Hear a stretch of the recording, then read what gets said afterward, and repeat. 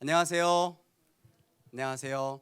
저는 세종 꿈의 교회를 섬기는 이은호 목사라고 합니다. 네. 오늘은 정유멜 목사님이 안 계시고요. 제가 말씀을 좀 같이 나누게 될 텐데요. 꿈의 교회 대표 목사이신 안희묵 대표 목사님께서 지금 선교적 연구랑 그 교회 다음 비전과 사명, 그다음에 영적 재충전을 위해서 연구원을 잠깐 보내고 계세요. 이와 관련해서 각 교회에 있는 담임 목사님들이 다른 교회들을 서로 순회하면서 말씀을 전하고 계십니다. 지금 이 시간에는 정유멜 목사님께서는 세종 꿈의 교회에서 말씀을 좀 나누시게 됩니다. 그래서 오늘은 저랑 함께 말씀 나누시고 은혜 나누시게 될 텐데요. 서로 말씀 나눌 때 큰 은혜 있기를 주님의 이름으로 부탁드립니다. 우리 이렇게 한번 인사해 보시죠. 새로운 미래가 시작되었습니다. 새로운 미래가 시작되었습니다. 네, 좌우 앞뒤 보시면서 이렇게 한번 고백해 보실게요. 새로운 미래는 시작되었습니다. 새로운 미래는 시작되었습니다. 네. 오늘 위대한 상속자의 기쁨이라는 제목으로 하나님 말씀 나누실 텐데요. 하나님께서 오늘 주시는 생명의 말씀은 빌립보서 1장 1절부터 11절까지의 말씀입니다. 한 절씩 저희 교독함으로 읽고 마지막 절은 같이 읽도록 하겠습니다. 그리스도 예수의 종 바울과 디모데는 그리스도 예수 안에서 빌립보에 사는 모든 성도와 또한 감독들과 집사들에게 편지하노니 하나님 우리 아버지와 주 예수 그리스도로부터 은혜와 평강이 너희에게 있을지어다. 내가 너희를 생각할 때마다 나의 하나님께 감사하며 간구할 때마다 너희 무리를 위하여 기쁨으로 항상 간구함은 너희가 첫날부터 이제까지 복음을 위한 일에 참여하고 있기 때문이라. 너희 안에서 착한 일을 시작하신 이가 그리스도 예수의 날까지 이루실 줄을 우리는 확신하노라. 내가 너희 무리를 위하여 이와 같이 생각하는 것이 마땅하니 이는 너희가 내 마음에 있음이며 나의 매임과 복음을 변명함과 확정함에 너희가 다 나와 함께 은혜에 참여한 자가 됨이라. 내가 예수 그리스도의 심장으로 너희 무리를 얼마나 사모하는지 하나님이 내 증인이시니라. 내가 기도하노라 너희 사랑을 지식과 모든 총명으로 점점 더 풍성하게 하사 너희로 지극히 선한 것을 분별하며 또 진실하여 허물 없이 그리스도의 날까지 같이 이루고 읽습니다. 예수 그리스도로 말미암아 의의 열매가 가득하여 하나님의 영광과 찬송이 되기를 원하노라. 아멘. 아멘. 다른 익숙하지 않은 목사님이 오셔서 목사님이라네요. 익숙하지 않은 사람이 와서 좀 어려우실까요? 괜찮으시죠? 네. 제가 지난주 수요일에 저희 교회에서 청년 한 명을 만나게 되었습니다. 근데 이 청년은 예수 믿는 청년은 아니에요. 그냥 길 가다가 우연히 교회에 들어온 청년인데 이 친구가 이야기하고자 하는 요약하자면 이런 거죠. 교회에 딱 들어와서 저에게 요청하는 것은 교회에서 숙소를 좀 제공해 달라는 거예요. 자기는 예수를 믿지 않지만 오늘 자기가 머물 곳이 없기 때문에 숙소를 좀 제공을 해달래요.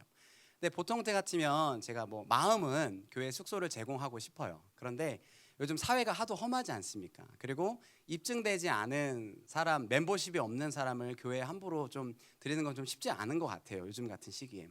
특별히 지금 교회 학교 캠프가 계속 이루어지고 있는데요. 성도님들과 아이들의 안전 문제 때문에도 사실 교회를 개방하는 게 쉽지는 않았습니다. 근데 이 친구랑 제가 몇 마디를 나누게 되었는데요. 제 마음속에 그런 감동이 오는 거예요. 근데 이 사람 밥은 먹었나? 그래서 제가 근데 혹시 식사는 하셨어요? 이렇게 물어봤어요. 그랬더니 이분이 쭈뼛쭈뼛하면서 말을 못 하는 거예요. 이게 무슨 얘기죠? 밥을 못 먹었다는 얘기죠. 근데 그 시간이 9시가 거의 다 되는 시간이었어요.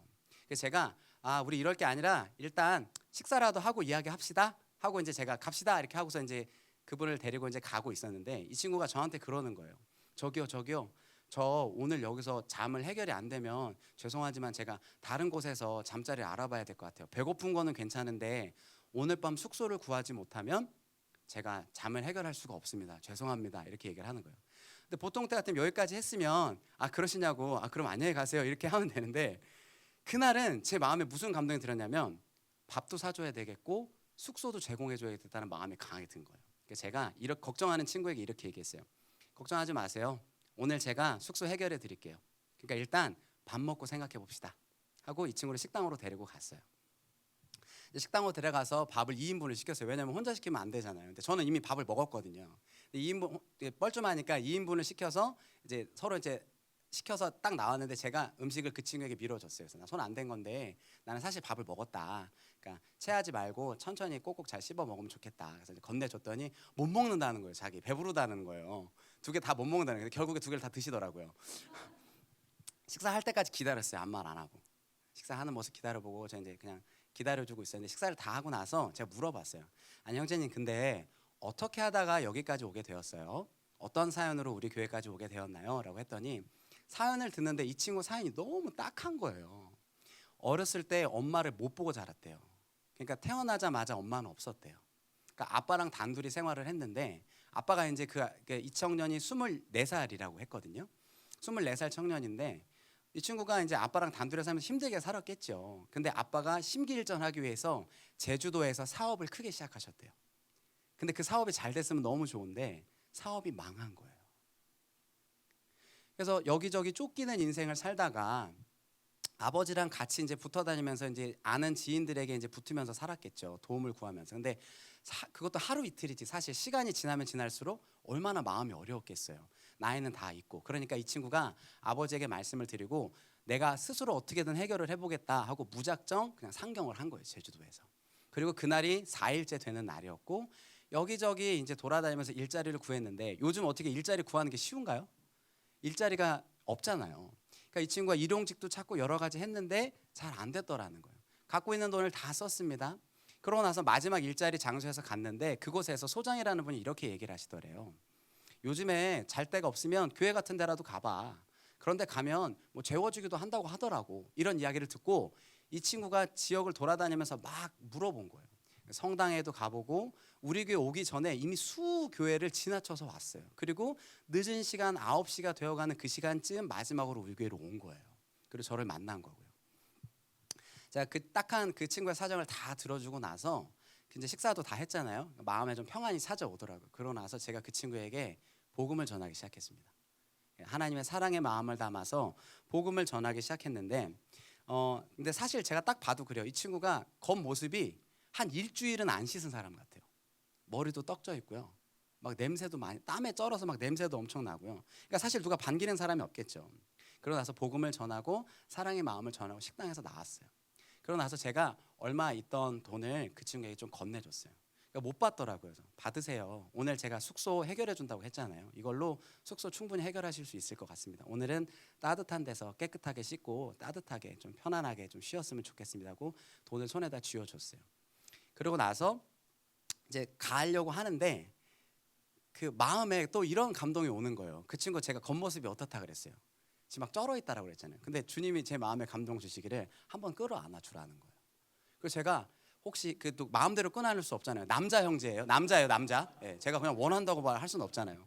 그래서 남자 형제라 제가 형제님 혹시 제가 한번 안아드려도 돼요? 이렇게 물어봤어요. 그랬더니 그 친구가 아우 아닙니다. 저 냄새도 나고 저 지금 씻지도 않아서 냄새 풀풀 나고 더 더러워요. 그랬더니 괜찮아요. 한번 안아드리고 싶어요. 그래서 제가 딱 꼭 안아드렸어요. 그리고 이렇게 얘기했어요.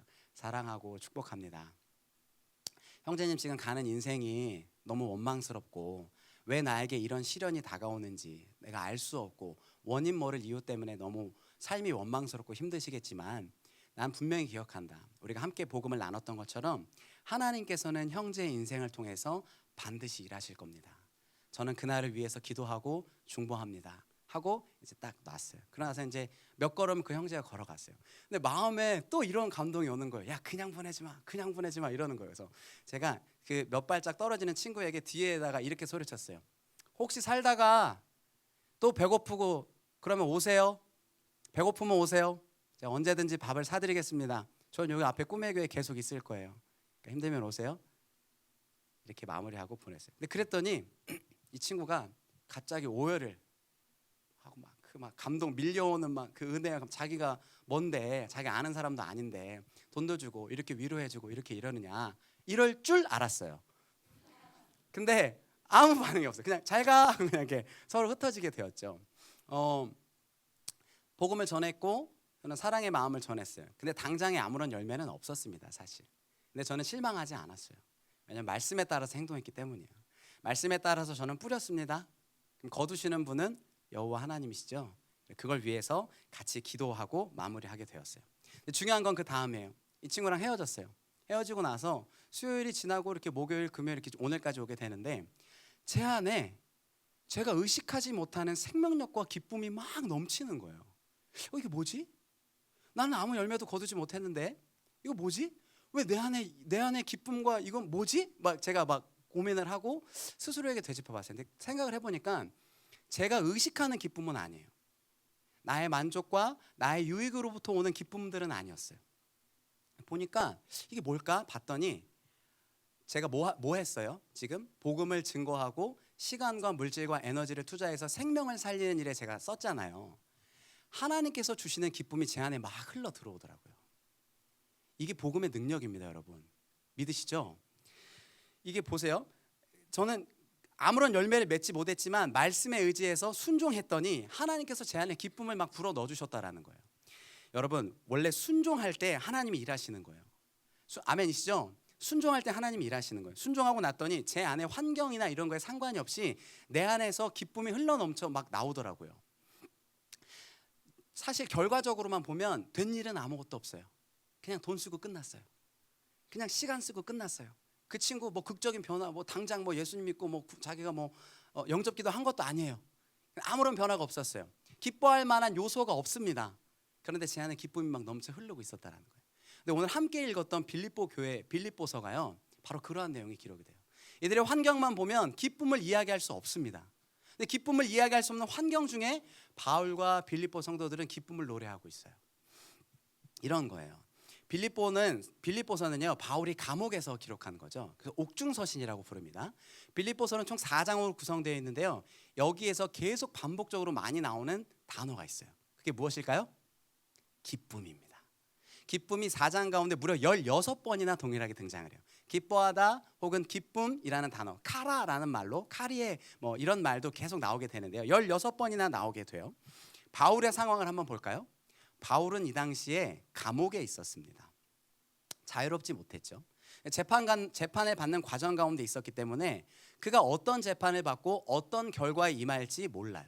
그러니까 내면적으로 몸이 자유로울지라도 내면적으로는 불안감과 두려움이 있겠죠. 그가 왜 갇혔냐면 복음을 전하다 갇힌 거예요. 근데 바울의 환경만 보면 감사할 수 없고 기뻐할 수 없죠. 근데 바울이 뭐라고 얘기하냐면 기뻐하라고 얘기해요. 기뻐하고 또 기뻐하라라고 얘기하면서 빌립보 성도들에게도 얘기하는 거예요. 내가 감옥에 비록 있지만 너희도 하나님의 은혜 때문에 기뻐했으면 좋겠어. 이렇게 얘기하는 거죠. 빌립보 교회 성도들은 어땠는지 아세요? 빌립보 교회 성도들도 상황이 좋지는 않았어요. 내적으로 또 외적으로 어려움들이 있었는데, 외적으로는 그 당시에 로마 황제 숭배 사상과 세속주의가 팽배했습니다. 그러니까 믿는 사람들을 괄시하고요, 무시하고 괴롭히고 경제적으로 힘들게 했어요. 이들은 가난했고 힘든 상황을 견뎌내고 있었습니다. 그들의 믿음을 지키면서요. 내부적으로는 당파가 2개가 일어났어요. 그래서 분열할 수밖에 없는 위험의 요소들이 그 안에 막 넘쳐 흘렀다라는 거예요. 환경적으로만 보면 바울도요, 빌립보 성도들도요, 기쁨을 노래할 수가 없어요. 기쁨을 이야기할 수 없습니다. 그런데 이들은 기쁨을 이야기하고 있고 이들은 기쁨을 노래하고 있었다는 거예요. 제가 보면서 깨달았어요. 이들은 왜, 이 바울과 빌립보는 어떻게 해서 기뻐할 수 없는 환경 가운데서도 기쁨을 노래하지? 이들의 기쁨의 근원이 뭐지? 라고 제가 질문하게 됐어요. 근데 본문을 보면서 발견하게 된 것이 있습니다. 이들이 기뻐할 수 없는 중에도 기뻐할 수 있는 이유가 무엇인가? 하나님으로부터 오는 기쁨을 누릴 수 있는 이유가 무엇인가? 함께 나눌 첫 번째가 이것입니다. 같이 한번 읽어보시죠. 복음에 동참했기 때문에. 이들이 기뻐할 수 있었던 이유는 뭐냐면요, 내가 의식할 수 없는 기쁨이 흘러나올 하늘로부터 오는 기쁨을 우리가 받을 수 있었던 이유는 그들이 복음에 동참했기 때문이라는 거예요. 오늘 본문 5절은 이렇게 기록을 하고 있습니다. 본문 5절 같이 한번 읽어보시죠. 시작. 너희가 첫날부터 이제까지 복음을 위한 일에 참여하고 있기 때문이라. 첫날부터 이제까지 무엇에 참여했대요? 복음에 참여했대요. 복음 사역에 참여하고 복음 사역에 동참했다라는 거예요. 빌립보는 서두에 언급드린 대로요, 내부적으로 또 외부적으로 어려운 상황에 직면해 있었습니다. 그들의 환경만 보면 기뻐할 수 없었어요. 그런데 그들이 기뻐할 수 있는 유일한 이유, 그것이 이것이에요. 복음에 동참했기 때문에 복음으로 인해서 그들에게 기쁨이 넘쳐 흘렀다라는 사실입니다. 여러분, 복음의 사역에 동참할 때요, 우리가 위대한 상속자의 기쁨을 누리는 줄로 믿습니다. 복음에 참여하셔야 돼요. 근데 복음에 참여할 때 기쁨이 넘친다라고 했는데 우리가 살면서 항상 기쁜 일만 있나요? 살면서 항상 기쁨만 넘치시나요? 사실 그렇지는 않은 것 같아요. 근데 바울이요 디모데전서도 기록했는데 바울이 디모데전서 5장 16절에 이렇게 얘기를 해요. 항상 기뻐하라라고 해요. 항상 기뻐하라. 항상 기뻐하래요. 근데 이 항상 기뻐하라는 게 매일 기뻐하라는 말인가요? 기쁜 일이 없어도 내가 기쁜 척 해야 되고요. 슬퍼도 웃어야 되고요. 삐에로처럼 웃어야 돼. 이런 기쁨을 얘기하나요? 1초도 쉬지 않고 웃어야 하고 1초도 쉬지 않고 기뻐야 하는 강박적인 기쁨을 의미하는 게 아닙니다. 이 항상 기뻐하라 카라라는 말은요. 이 참된 기쁨을 의미하는데 이 참된 기쁨이 그럼 무엇인지를 우리가 좀 구별할 수 있어야 돼요. 내가 의식하고 오는 기쁨은 참된 기쁨이 아니에요.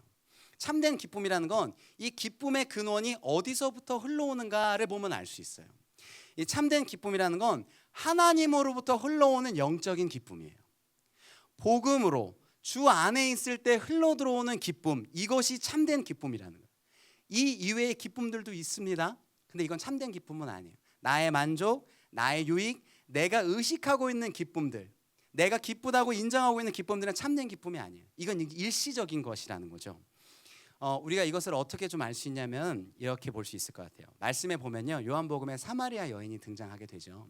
근데 이 여인은 자신의 인생의 만족과 기쁨을 부단히도 찾던 여인이에요.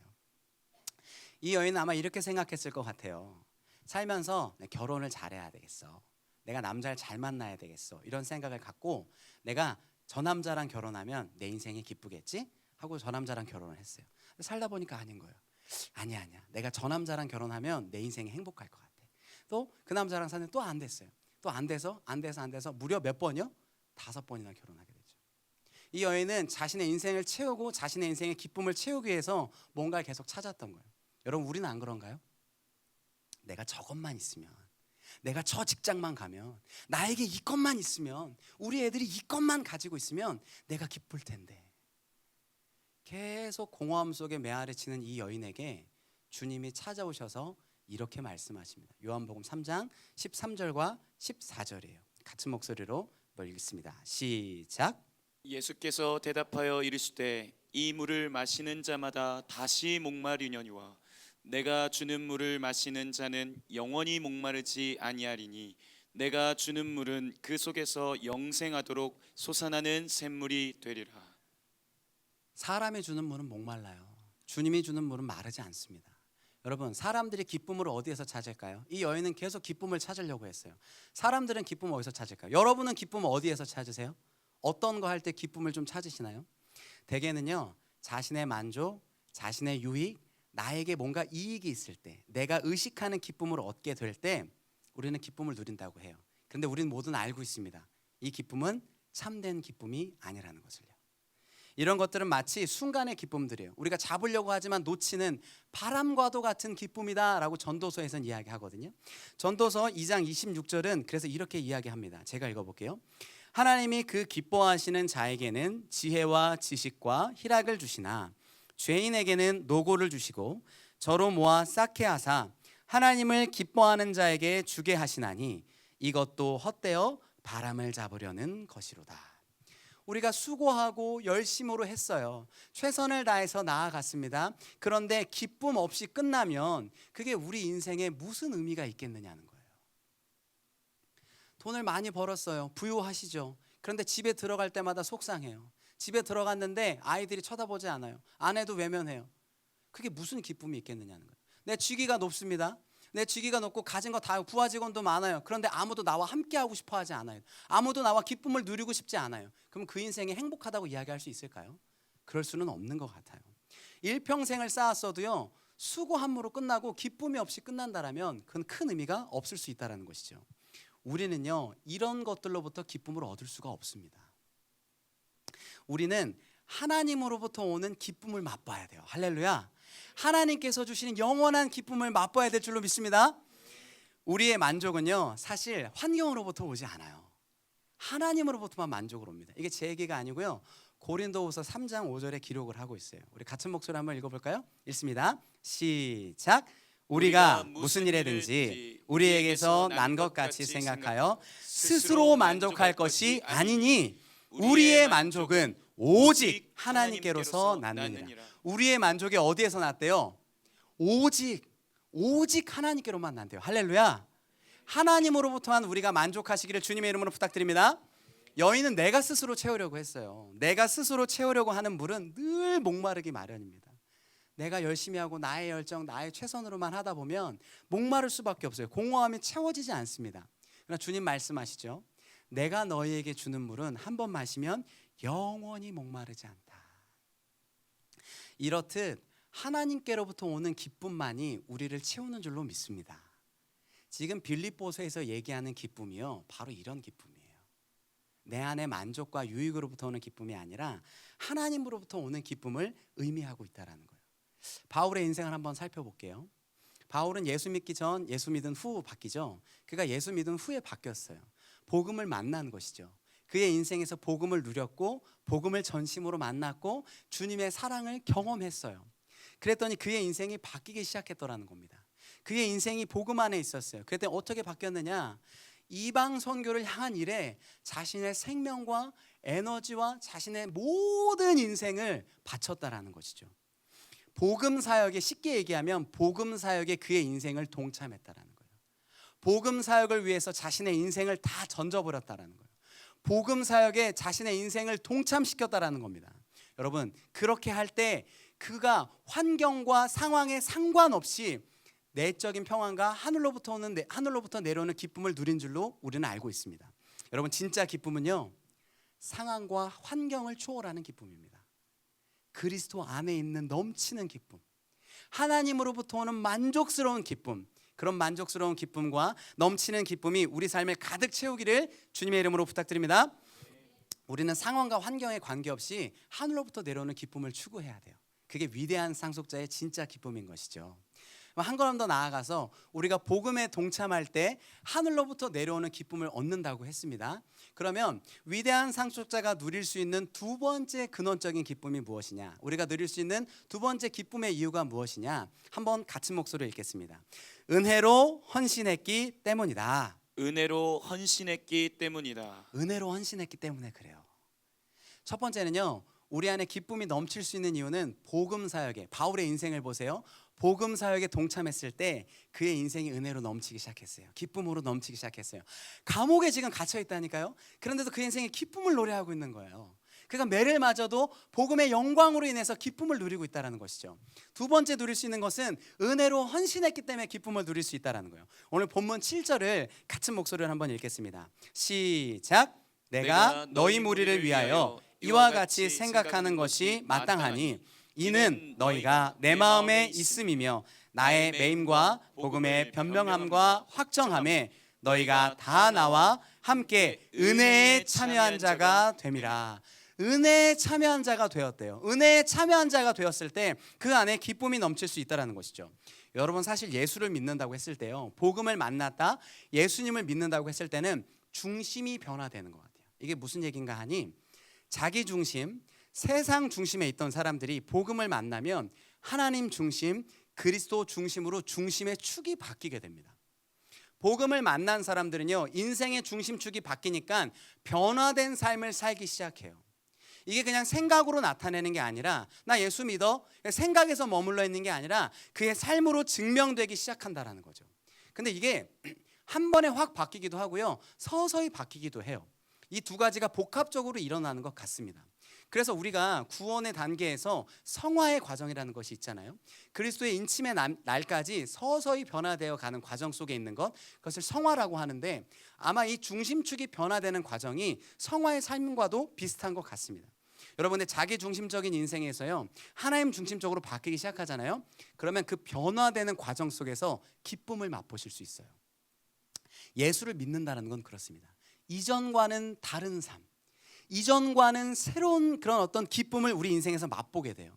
예수를 믿으면 이 변화되는 인생이 나올 수밖에 없다라는 것이죠. 행동으로 나올 수밖에 없다라는 거예요. 그러니까 예수를 믿었다, 근데 아무런 일도 없었다, 이것은 좀 점검을 해보셔야 되는 것 같아요. 예수를 믿으면 변화가 생깁니다. 할렐루야. 야고보서 2장 17절에는 그래서 이렇게 얘기를 해요. 같이 한번 읽습니다. 시작. 이와 같이 행함이 없는 믿음은 그 자체가 죽은 것이라. 여러분, 믿음은 행함이 같이 따라가게 되어 있어요. 믿음은 관념이 아닙니다. 실제이기 때문에 행동이 몸 밖으로, 행동이 우리의 삶으로 드러날 수밖에 없어요. 실제이기 때문이죠. 복음의 은혜를 누렸다, 복음의 기쁨을 맛보았다, 가만히 있을 수가 없습니다. 삶으로 드러날 수밖에 없어요. 예수를 믿었다, 삶으로 드러나셔야 되는 거예요. 이런 거죠. 여러분, 연애 해보셨나요? 너무 오래전 일이라 기억이 잘 안 나시나요? 기억을 한번 잘 더듬어 보세요. 연애할 때 우리가 사랑하죠. 사랑하면 기꺼이 고통과 기꺼이 내 시간과 에너지를 나누게 돼요. 사랑하면요, 머리로만 사랑하는 분 없어요. 내가 사랑한다, 내가 사랑한다고 아무 말도 안 해요. 아무 행동도 안 해요. 이게 사랑인가요? 머리로만 하는 관념적인 사랑은 사랑이 아니에요. 사랑하면 어떻게 돼 있다고요? 움직인다라는 거죠. 사랑하면 움직여요. 사랑하면요, 행동이 수반돼요. 만나고 싶고요, 같이 있고 싶고요, 같이 밥 먹고 싶고요, 같이 시간을 보내고 싶어 해요. 그러지 않습니까? 집에다도 막 데려주고 싶잖아요. 왜? 우리 연애들 하실 때 집에다 막 바래다 주시고 그러시지 않으셨나요? 중매로 결혼하셔서 잘 모르신가요? 막 데려다 주고 싶잖아요. 이런 거죠. 제가 김창옥 교수라는 분이 그 강연 중에 이런 예화를 들더라고요. 장거리 연애하는 남녀에 대한 얘기예요. 근데 이 남자가 여자를 너무 사랑하니까 집에다 자꾸 바래다 주는 거예요. 근데 남자 집이 대전, 여자 집이 광주예요. 전라도 광주. 그러니까 편도 2시간, 왕복 4시간이에요. 사랑하니까 가겠죠. 근데 여자가 그러는 거야. 오빠 안 데려다 줘도 돼요. 마음에 없는 소리 하잖아요. 안 데려다 줘도 돼요. 마음에 없는 소리 하면서 오빠가 데려다 줬으면 좋겠는데. 근데 오빠가 또 어떻게 해요? 사실 피곤하죠. 힘들죠. 근데 오빠가 어떻게 해요? 어깨 쫙 펴고 오빠 임마 걱정하지 마 오빠 운전이 취미야 막 이러면서 대단하지. 이게 왜 그런 걸까요? 뭐해서 그런 거예요? 사랑해서 그런 거죠. 여러분, 사랑하면 행동이 수반됩니다. 할렐루야. 사랑 억지로 하나요? 행동할 때 억지로 하나요? 좋아서 하는 거예요. 자기가 좋아해서 하는 거예요. 자기가 사랑해서 하는 거예요. 여러분, 마찬가지였어요. 이 빌립보 교회 성도들이요, 하나님을 사랑했습니다. 예수 그리스도의 복음을 사모했어요. 그들이 십자가에 달리신 주님의 사랑을 온몸으로 받아들였습니다. 그 공동체가 복음을 전심으로 받아들였어요. 그리고 복음을 받아들인 그들이 삶이 변화되기 시작합니다. 그리고 삶으로 드러내기 시작하죠. 여러분, 그리스도인들의 삶으로 드러나는 특징 중에 하나가 뭐냐면 헌신이에요. 섬김입니다. 사랑의 섬김, 사랑의 헌신이 드러나게 돼 있어요. 빌립보 성도들이 그랬어요. 할 수 없는 중에 바울에게 연보하고요, 할 수 없는 중에 돕는 자를 바울에게 보냈어요. 자신의 삶들도 곤고했지만 그리스도의 복음을 알고 있었기 때문에, 주님의 사랑이 얼마나 값진지를 알고 있었기 때문에 그 사랑이 흐르고 넘쳐서 다른 사람을 섬기고 세웠다라는 거죠. 여러분, 은혜 받은 사람은 그래요. 은혜 받은 사람은요, 그 은혜를 그냥 마음속에 모셔두고 있지 않습니다. 은혜를 넘쳐서 흘려보내게 돼요. 그들이 은혜로 섬기게 된다는 거죠. 오늘 본문 7절 후반절에는 이렇게 기록하고 있습니다. 같은 목소리를 읽죠. 시작. 나의 매임과 복음의 변명함과 확정함에 너희가 다 나와 함께 은혜에 참여한 자가 됩니다. 빌립보 교인들은 가난했어요. 힘들었어요. 내외적으로 힘들었습니다. 그럼에도 불구하고 그들이 변화받아서 복음의 증인된 자로 헌신했습니다. 할렐루야. 바라고 원하기는 우리 대전 꿈의 교회 가운데 이런 복음의 헌신자들이, 이런 복음의 증인들이 넘쳐 흐르기를 주님의 이름으로 부탁드립니다.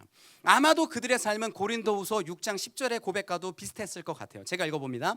근심하는 자 같으나 항상 기뻐하고 가난한 자 같으나 많은 사람을 부유하게 하고 아무것도 없는 자 같으나 모든 것을 가진 자로다. 아멘. 여러분, 이게 어쩌면 위대한 상속자의 진짜 기쁨으로 살아낸 삶인 줄로 믿습니다. 저는 오늘 대전 꿈의 교회 성도님들께 도전합니다. 여러분, 은혜를 아는 자로 살아갑시다. 할렐루야.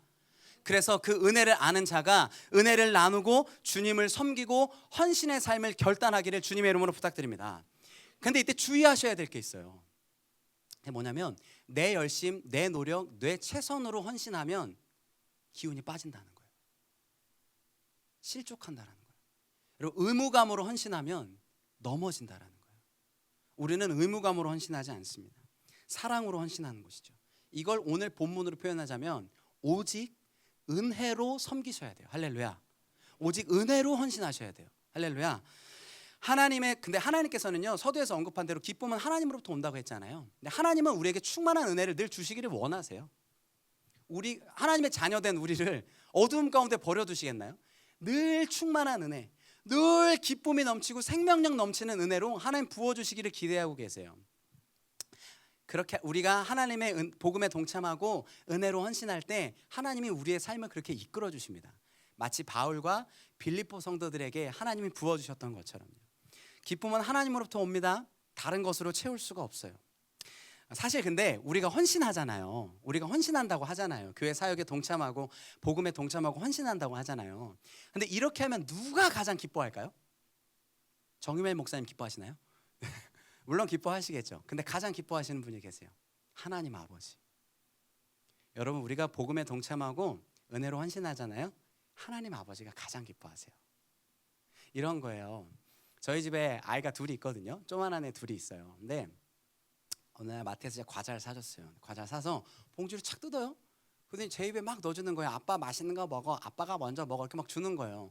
사실 따지고 보면 지가 돈 번 것도 아니고 제 돈으로 지가 사가지고 생색내면서 저한테 주는 거거든요. 그 보면은 제가 그렇게 딱 그거 딱 제가 이거 코 올린 거를 빼서 먹어서 이게 맛이 아니라 사실 이게 뭐죠? 마음의 기쁨인 거죠. 근데 제가 그 아들이 저한테 이렇게 줘요. 이렇게 생색내면서 줘요. 그러다 제가 속으로 이 괘씸한 녀석, 생색내면서 지가 번 돈도 아니고. 제가 이렇게 생각하겠나요? 제가 어떻게 생각할까요? 귀엽고 너무 사랑스럽고 저에게 먼저 이렇게 손을 내미는 그 조그만한 이렇게 장난감 같은 손으로 저한테 막 손 내밀면서 아빠 먹어 뭐 이렇게 하고, 그럼 제 안에 무슨 애들, 내가 요 녀석 다음에 또 사줘야지. 내가 이 녀석 이거 지난번에 장난감 요거 좋아했는데 내가 요거 사줘야지. 제 안에 선한 마음이 계속 일어난다는 거예요. 하나님 아버지의 마음이 바로 이런 거 아닐까요? 스바냐서 3장 17절에 주님의 마음을 이렇게 표현을 해요. 같은 목소리를 씁니다. 시작. 너의 하나님 여호와가 너희 가운데 계시니 그는 구원을 베푸실 전능자이시라. 그가 너로 말미암아 기쁨을 이기시지 못하며 너를 잠잠히 사랑하시며 너로 말미암아 즐거이 부르며 기뻐하시리라. 할렐루야.